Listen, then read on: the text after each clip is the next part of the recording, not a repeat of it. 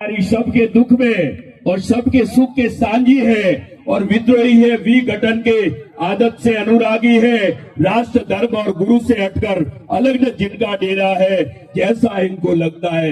विनोद जी जाखड़ का इन्होंने दिन रात मेहनत करते हुए इस कार्यक्रम को बहुत ही आवाम तक पहुंचाया।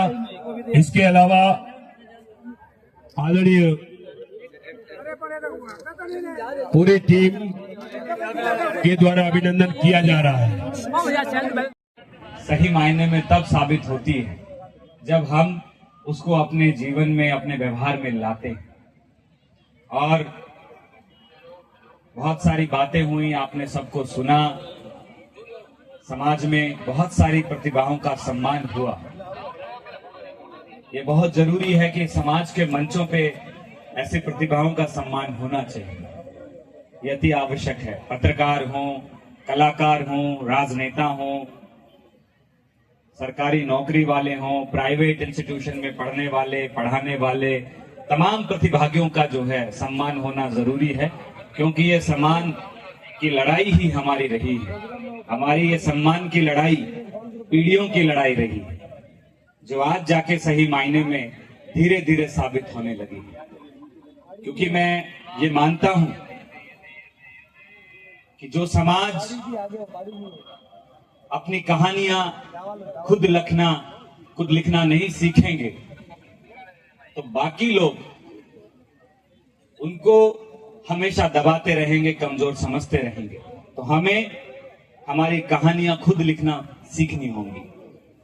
साथियों, मैं जेल में गया, जेल यात्रा की चर्चा हुई। हमारी लड़ाई जो है बाबा साहब अम्बेडकर के संविधान को बचाने की लड़ाई है।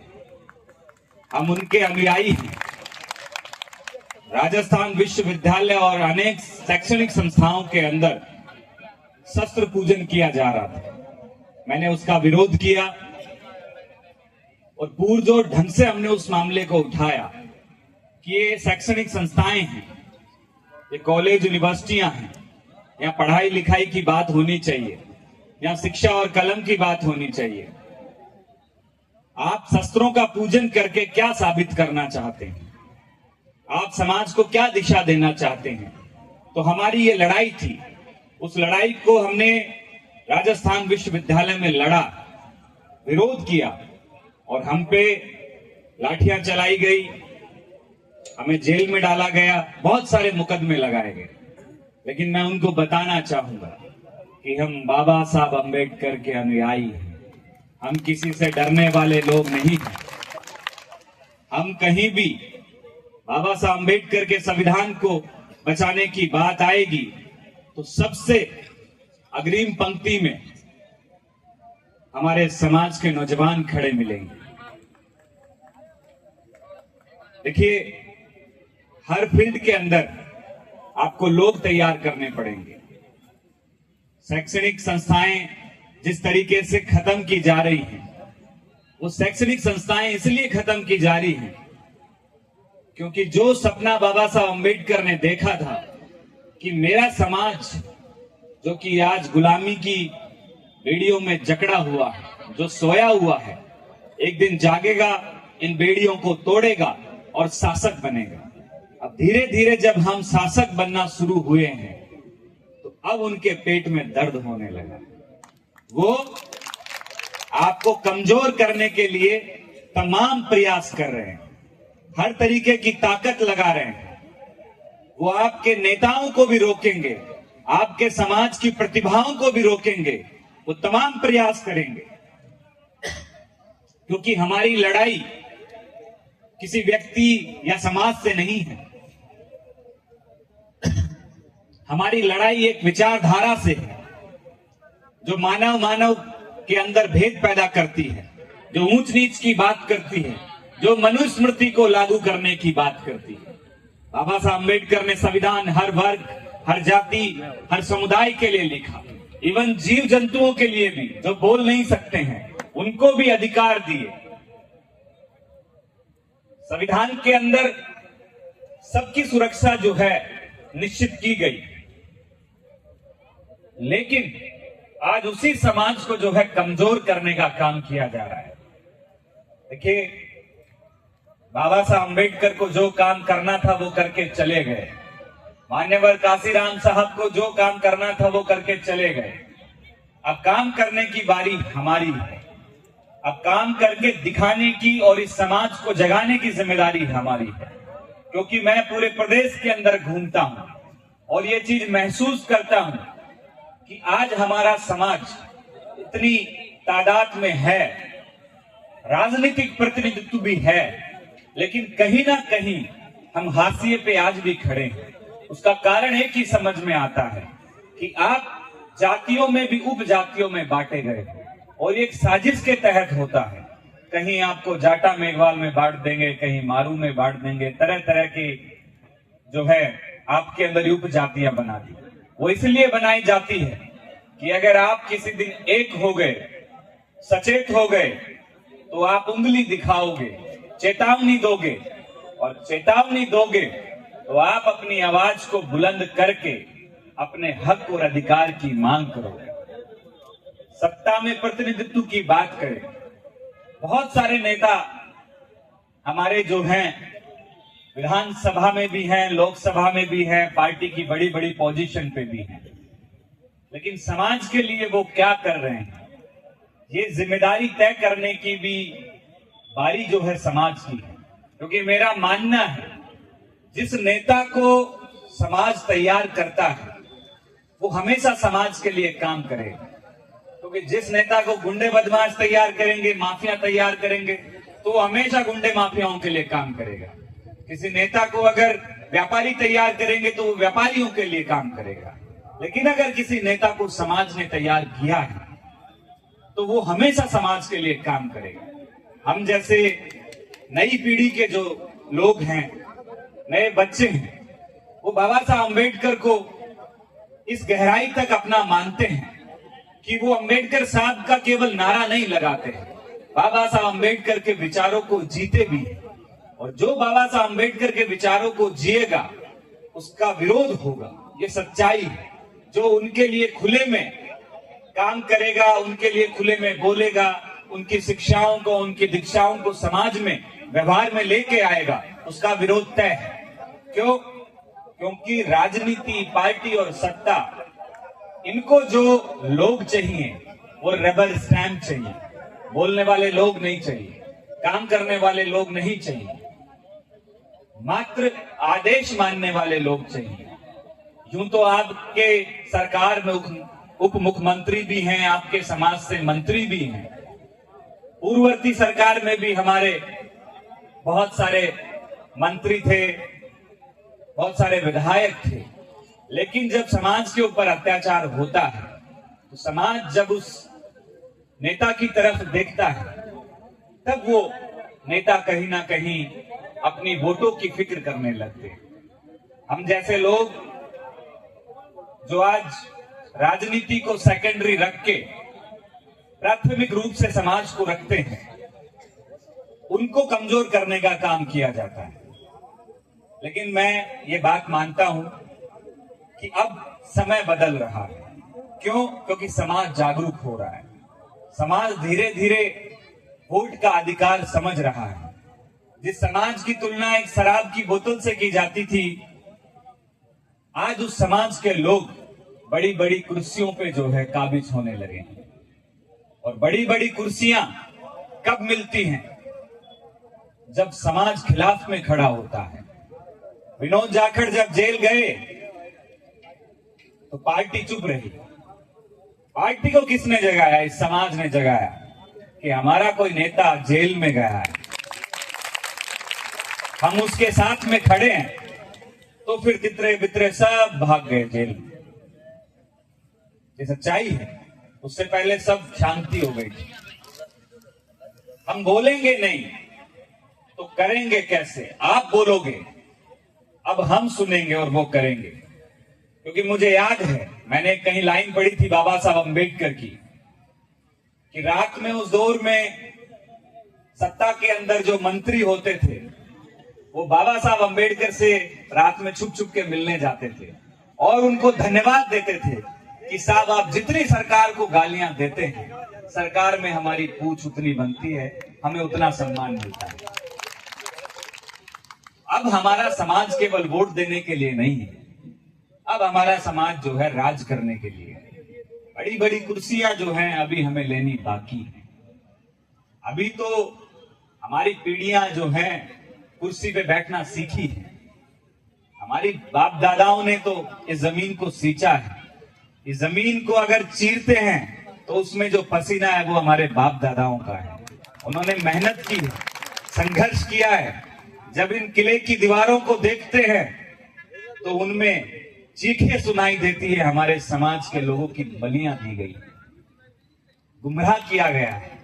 हमारे समाज को जो है, मैं संपूर्ण अनुसूचित जाति जनजाति की बात कर रहा हूं। आज भी वही स्थिति है, भेदभाव का स्वरूप बदल गया है। आज धीरे धीरे जो है छुआछूत अलग स्वरूप लेती जा रही है। छुआछूत आपके साथ लोग खाना खा लेंगे, लेकिन अलग तरीके की छुआछूत करेंगे। वो छुआछूत जो है ज्यादा गंभीर है, वो आपके साथ नौकरियों में की जाएगी, वो छुआछूत आपके साथ प्रतिनिधित्व में की जाएगी। तो उसको संभलना और समझना हमारे लिए जरूरी है।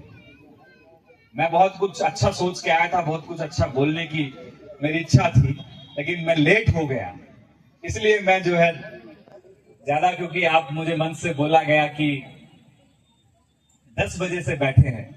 हम एक मुहिम चला रहे हैं, SC ST के जितने भी हॉस्टल्स हैं, हम लोग उसमें बिना किसी सोशल मीडिया पे पोस्ट किए, प्रचार किए बगैर बच्चों से मिलते हैं, उनकी पीड़ाएं सुनते हैं, समाज की कुरीतियों के बारे में समझते हैं। और जब देखते हैं कि आज भी हम लोग वहीं खड़े हैं जहां से शुरुआत की थी।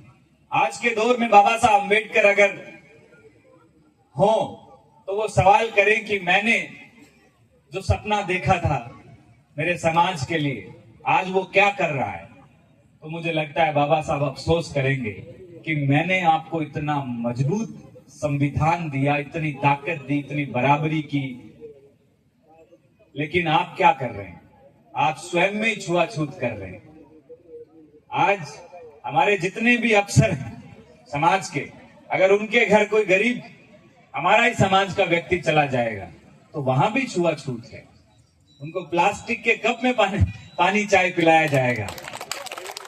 मैं सच्चाई बता रहा हूं। मैम साहब बाहर आएंगी तो बोलेंगे अभी साहब लेटे हुए हैं, बेचारा 2-3 घंटे इंतजार करेगा। गरीब जो बेचारा न जाने यहाँ सिरोही से जयपुर दिल्ली कैसे पहुंचा होगा। अफसर गांव का है, समाज का है, इसलिए उम्मीद लेके जाता है। तो सबसे पहले जाते ही तो ब्लैक जो गेट होता है उस पर लिखा होता है कुत्ते से सावधान। तो उस कुत्ते से बचते बचाते वो अंदर तक जाता है। फिर मैम साहब के जो बर्तन जो अंदर रसोई में भयंकर तरीके से खुड़कते हुए सुनाई देते हैं, तो मैडम कहती है ये जो समाज सेवा है इसको ऑफिस तक रखो, घर तक लाने की जरूरत नहीं है। सही बोल रहा हूं? तो साहब की मैम साहब के सामने बोलने की हिम्मत नहीं है। और यही हुआ कि समाज आज जागा है। बाबा साहब अम्बेडकर तो ये कह के गए थे कि मुझे जो है इस सदी में नहीं समझा जाएगा, मैंने क्या दिया है ये आने वाली सदी में जो समझा जाएगा। और सच्चाई है, बाबा साहब अम्बेडकर के जाने के बाद 70 साल बाद आज हमें समझ में आया है कि हमें क्या मिला है। मैं कहूंगा आप राजनीति में अच्छे बच्चों को तैयार कीजिए, ये बहुत जरूरी है। काशीराम जी कह के गए, सत्ता हर ताले की चाबी है। जब तक हम ताकतवर नहीं बनेंगे, आप ताकतवर बना दिए जाओगे, आप देश के प्रधानमंत्री भी बना दिए जाओगे, देश के राष्ट्रपति भी बना दिए जाओगे और प्रदेश के मुख्यमंत्री भी बना दिए जाओगे, लेकिन अगर आपके अंदर विचार नहीं है और वो क्षमता नहीं है तो फिर आप कुछ नहीं हो। आप बाबा साहब अम्बेडकर के कोटे से बनाए हुए मात्र एक प्रतिनिधि हो। जब आप खड़े होके अपने लोगों की लड़ाई नहीं लड़ सकते हो, अपने लोगों के लिए नहीं बोल सकते हो तो फिर आप कुछ नहीं कर सकते। बाबा साहब अम्बेडकर जैसा त्याग तो नहीं हो सकता है। जिस व्यक्ति ने अपनी पत्नी छोड़ दी, बच्चों को मरने के लिए छोड़ दिया, स्वयं बीमारियों का घर कर लिया शरीर में, उनके जितना त्याग कोई नहीं कर सकता। बड़ी ताकत थी बाबा साहब अम्बेडकर के पास उस दौर के अंदर। चाहते तो मस्त जिंदगी जीते, कहीं भी विदेशों से बहुत सारे ऑफर थे, लेकिन नहीं जी, क्योंकि उनको पता है कि मैं अच्छी जिंदगी जी लूंगा, लेकिन मेरे लाखों बच्चे जो हैं वो दबा दिए जाएंगे, कुचल दिए जाएंगे, मार दिए जाएंगे। तो ऐसे महामानव सदियों में पैदा होते हैं। अब बाबा साहब अम्बेडकर तो दोबारा जन्म लेने वाले नहीं है, ना काशीराम साहब दोबारा जन्म लेने वाले। अब नए काशीराम पैदा करने पड़ेंगे, अब नए अम्बेडकर पैदा करने पड़ेंगे। अब उनको कैसे पैदा करना पड़ेगा ये आपके ऊपर है, क्योंकि नेता जब खड़ा होता है और उसके पीछे समाज खड़ा होता है तो उसके तरफ हाथ डालने से पहले 1000 बार पार्टियां सोचती हैं, 1000 बार सरकारें सोचती हैं कि अगर विनोद जाखड़ की कॉलर के ऊपर हाथ डाला जाएगा तो ये विनोद जाखड़ की कॉलर के ऊपर हाथ नहीं है, ये पूरी की पूरी समाज के ऊपर हाथ डाला है। और फिर वो पीछे हाथ खींच लेते हैं, क्योंकि डर लगता है कि लोग सड़कों पे आ जाएंगे, क्योंकि अब हम बोलना भी सीख गए हैं, लड़ना भी सीख गए हैं। मैंने राजस्थान यूनिवर्सिटी का चुनाव जीता, मैं ही क्यों जीत पाया? क्योंकि मैं हिम्मत कर पाया और निर्दलीय जीता। 2000 वोटों से चुनाव जीता, 70 साल के इतिहास में। कॉलेज का अध्यक्ष भी बना, एनएसयूआई का प्रदेशाध्यक्ष भी बना। उसका कारण क्या है कि मैं ही बना, क्योंकि मैं हिम्मत कर पाया और मैंने सही दरवाजों का चयन किया कि सही दरवाजे जो हैं वो कौन से हैं। हम क्या है कि गलत दरवाजों पे खड़े हो जाते हैं और अंदर सामान नहीं होता है, तो सही दरवाजों को खटखटाना बहुत जरूरी है। और सत्ता के बिना कुछ नहीं है।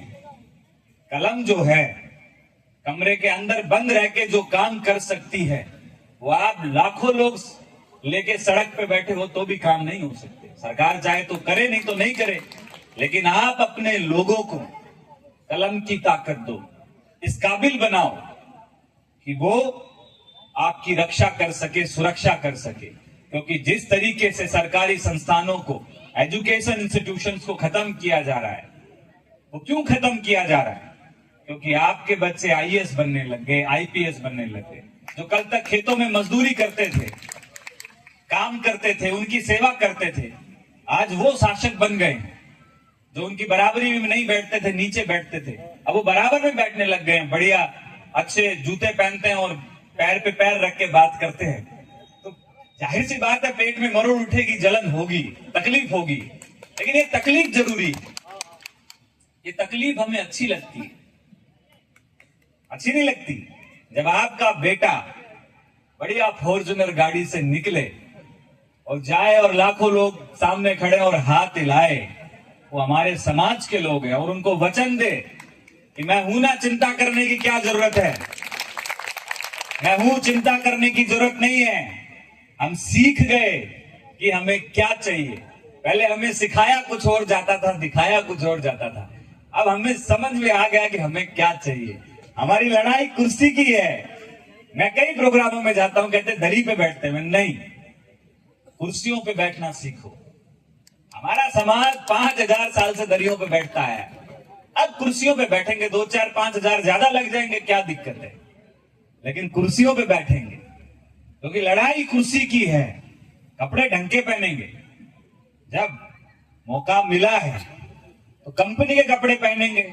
साल में 2 जोड़ी खरीदेंगे, लेकिन कंपनी के खरीदेंगे। और वो इसलिए खरीदेंगे क्योंकि हमें तुम्हारी जलन अच्छी लगती है। ये हमारे बाप ने सिखाया है।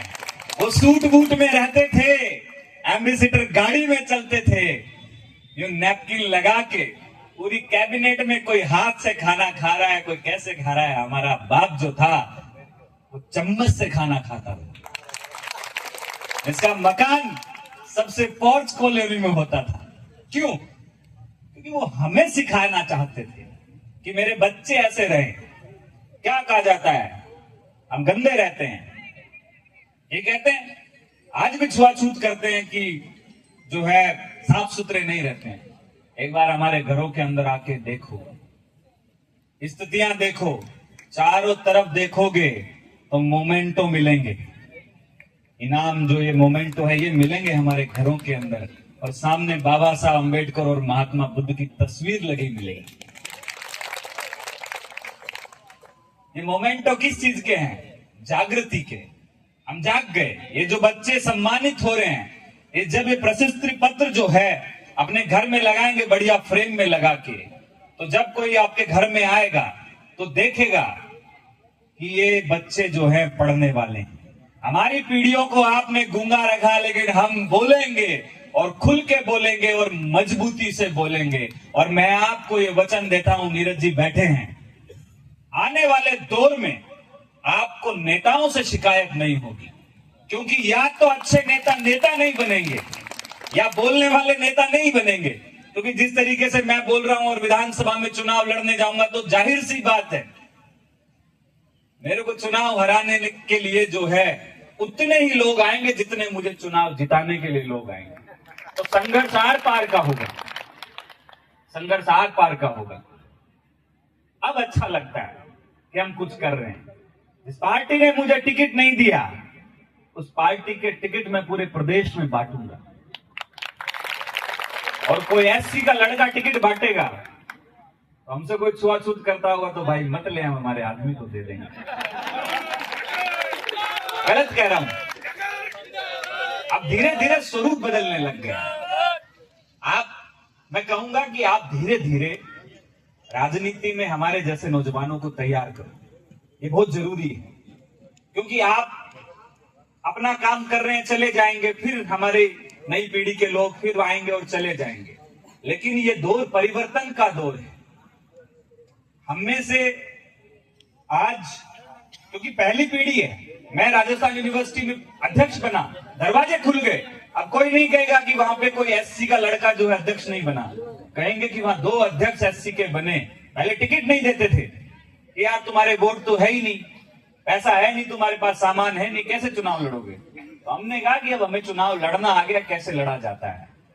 पैसा वैसा सामान तुम्हारे पास रखो, हम दिखा देंगे। और मैंने दिखाया ना, और आगे भी दिखाएंगे। तो मैं तमाम लोगों का बहुत बहुत धन्यवाद, आभारी हूं। कभी मन से आऊंगा मैं आपके पास और बहुत सारी अच्छी अच्छी बातें हम लोग करेंगे। क्योंकि जब मैं आया तो यहाँ भीड़ नहीं थी, लोग जाने लगे तो मेरा मन थोड़ा ऐसा रहा।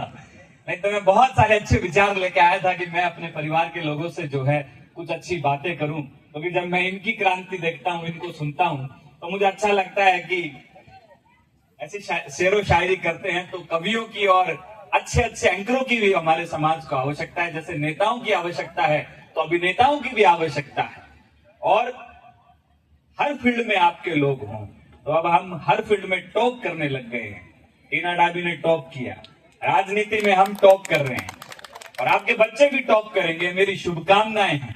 जितने बच्चे यहाँ सम्मानित हुए हैं उन सबका मैं उज्जवल भविष्य का जो है बहुत सारा कामना भी करता हूं। और ऐसे ही आप सबसे जुड़ा रहूं और ऐसे ही हम बेबाकी से बोलते रहे। बस आप सबका आशीर्वाद चाहिए। बाकी जिस दिन विधानसभा में या लोकसभा में जो कि जाएंगे, जाने का मौका नहीं, जाएंगे और कह के जाएंगे कि हम जा रहे हैं। और मौका मिला तो हम यूं टेबल बजा बजा के आपकी बात उठाएंगे। मेरा वचन है आप लोगों को। आपने बुलाया,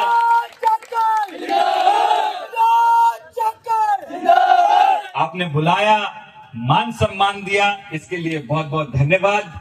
जयपुर में कभी भी आपका कोई काम हो, वैसे तो मैं पूरे प्रदेश में आता जाता हूं, लेकिन जयपुर में कभी भी आपका कोई काम हो तो आपका छोटा भाई, आपका बेटा जयपुर में रहता है। मैं निमंत्रण भी देता हूं कि जब भी आपका आना हो तो मेरे घर पे जरूर आइएगा। अपन चाय पे चर्चा करेंगे, अब बाबा साहब के विचारों पे चर्चा करेंगे और भविष्य को किस ओर जाना चाहिए इस पे भी हम चर्चा करेंगे। आपने बुलाया इसके लिए बहुत बहुत धन्यवाद। जय जय जय भीम।